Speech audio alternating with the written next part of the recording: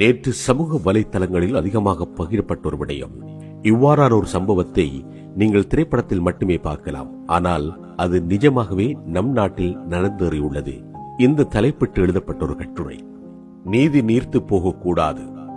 நீதி நீர்த்து போகக்கூடாது என்பதற்காக பல ஆண்டுகளுக்கு பின்னர் நீதிமன்ற கதவுகள் விடுமுறை நாளொன்றில் தட்டி திறக்கப்பட்டிருக்கிறது. இளம் சட்டத்தரணி நதிகா அப்பாஸை பொறுத்தவரை மார்ச் 28ஆம் தேதி வழக்கமான நாளாகவே தொடங்கியது.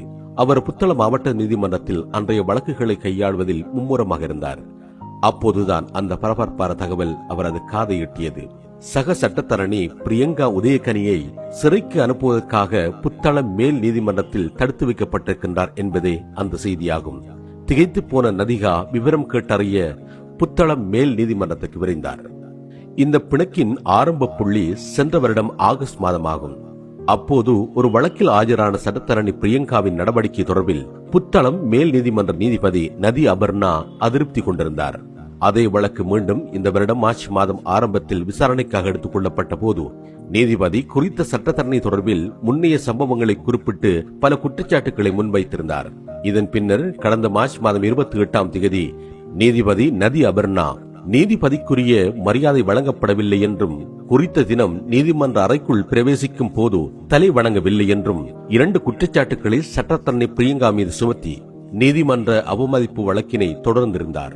இதன் அடிப்படையில் பிரியங்கா கைது செய்யப்பட்டு பிணை நிபந்தனையாக 25 லட்சம் ரூபாய் சொத்து மதிப்பு சான்றிதழுடன் 2 சரீர பிணையாளர்கள் கொண்டு வர வேண்டும் என்று கட்டளையிட்டிருந்தார்.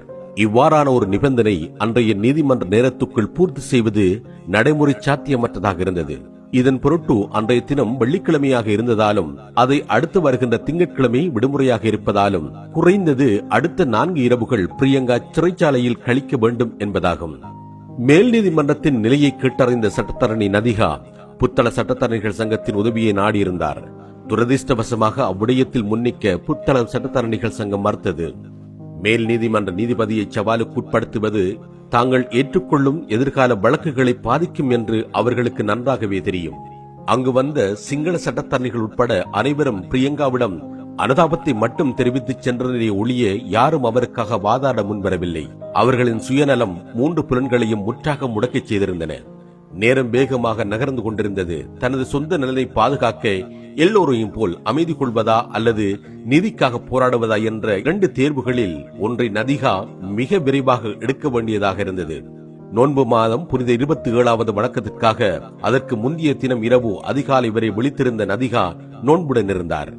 அன்றைய நாள் முழுவதும் ஒரு சொட்டு நீர் கூட பருகாமல் உடலளவில் சோர்ந்திருந்த நதிகாவின் காதுகளில் ஒரு இறை வசனம் காதோரம் அசரியாக ஒலித்தது. இறைவன் மீது நம்பிக்கை கொண்டோர்களே, நீங்கள் நீதியின் பக்கம் நிலைத்திருங்கள். அவ்வாறு இருப்பது உங்களுக்கோ அல்லது உங்கள் பெற்றோருக்கோ அல்லது நெருங்கிய உறவினர்களுக்கோ பாதகமாக இருப்பினும் சரியே. பல ஆண்கள் பூனை போல் பதுங்க நதிகா தனியாக நீதி முன் தலை நிமிர்த்தி வாதாடத் தொடங்கினார். கௌரவ நீதிபதி அவர்களே, இவ்வழக்கில் எதிராளி இதே நீதிமன்றத்தில் பல வருடங்கள் பணியாற்றும் சட்டத்தரணி.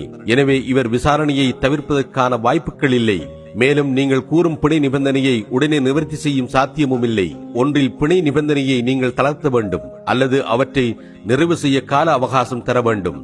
இவ்வாறான நியாயமான வாதம் பொதுவாக நீதிமன்றங்களால் ஏற்றுக்கொள்ளப்படும்.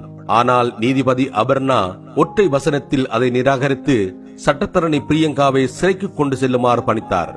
மேலும் பிரியங்காவுக்கு எந்தவிதமான சலுகையும் வழங்கப்படக்கூடாது என்றும் சிறை அதிகாரிகளுக்கு மேலதிக உத்தரவை பிறப்பித்தார்.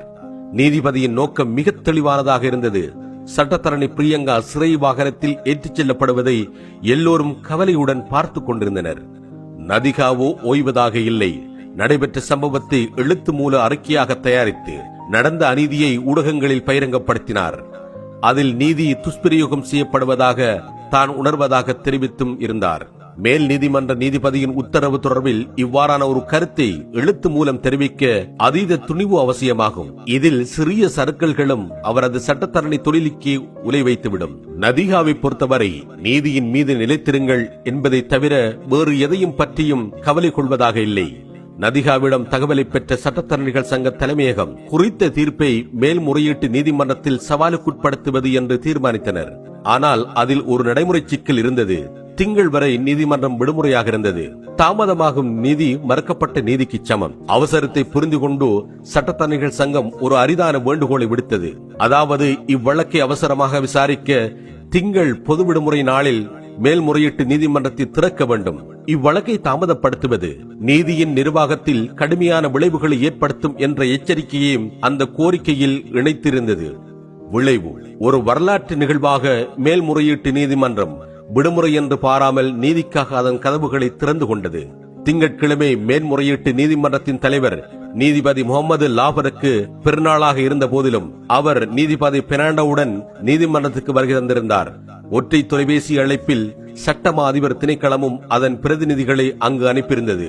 விடயங்களை விசாரித்த மேல்முறையீட்டு நீதிமன்றம் பிரியங்காவின் விடுதலைக்கு உடனடி உத்தரவை பிறப்பித்தது மட்டுமன்றி புத்தளம் மேல் நீதிமன்ற நீதிபதி அபர்ணா உட்பட சம்பந்தப்பட்ட தரப்பினரை ஏப்ரல் மாதம் இறுதியில் மேலதிக விசாரணைகளுக்காக மேல்முறையீட்டு நீதிமன்றம் வருமாறு உத்தரவு பிறப்பித்தது. நீதிமன்ற உத்தரவுடன் தனிப்பட்ட முறையில் வாரிய போல விரைந்த சட்டத்தரணிகள் சங்க தலைவர் ரஜீவ பிரியங்காவின் அநியாய சிறைவாசத்திற்கு முற்றுப்புள்ளி வைத்தார். இந்த வழக்கு இலங்கை சட்ட வரலாற்றில் ஒரு முக்கிய நிகழ்வாகும். நிலைமை எவ்வளவு மோசமாக இருந்தாலும் துணிச்சலான நபர் உறுதியாக நிற்கும் போது நீதி மேலோங்கும் என்பதை இச்சம்பவம் கட்டியம் கூறுகிறது. இங்கு இவை எல்லாவற்றுக்கும் மகுடமாக சட்டத்தரணி நதிகா அப்பாஸ் மிளிர்கின்றார். சுயநலமான மௌனத்தை விடவும் நீதிக்கான குரலை அவர் தேர்ந்தெடுத்திருந்தார். ஈற்றில் ஒரு சத்தம் மட்டும் ஓங்கி ஒலித்துக் கொண்டிருந்தது. நீதியின் மீது நிலைத்திருங்கள், நீதியின் மீது நிலைத்திருங்கள்.